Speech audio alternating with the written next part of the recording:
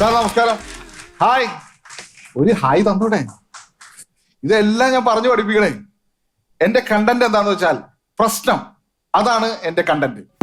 ഈ പ്രശ്നം കണ്ടന്റ് എടുത്താൽ എന്താ പ്രശ്നം വെച്ചാല് പിന്നെ നമുക്ക് ഈ പ്രശ്നത്തെ പറ്റി മാത്രമേ പറയാൻ പറ്റുള്ളൂ. അതാണ് ഇതിന്റെ മെയിൻ ആയിട്ടുള്ള പ്രശ്നം. അതെനിക്കൊരു പ്രശ്നമല്ല, പക്ഷെ അതല്ലല്ലോ ഇവിടുത്തെ പ്രശ്നം.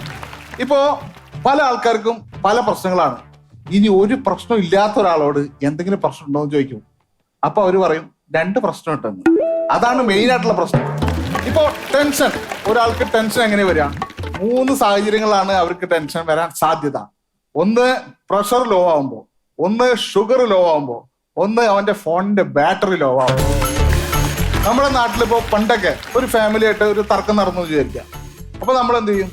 ഒന്നെങ്കിൽ അവര് ഒരു ഫംഗ്ഷന് വിളിച്ചു കഴിഞ്ഞാൽ പോവില്ല, അല്ലെ പോയാലോ അവിടുന്ന് ഫുഡ് കഴിക്കില്ല.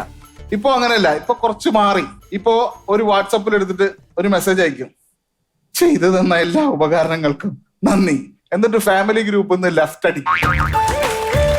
ഇപ്പൊ ഒരു പെൺകൊച്ച് ബോറടിച്ചിരിക്കാന്ന് വിചാരിക്കാം.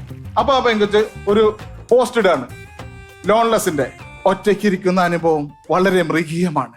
ആ സെക്കൻഡില് ആ പെൺകുട്ടി ഒറ്റയ്ക്കല്ല, ആ പെൺകുട്ടിക്ക് 100 ആങ്ങളമാരും 100 അമ്മാവന്മാരും വരും.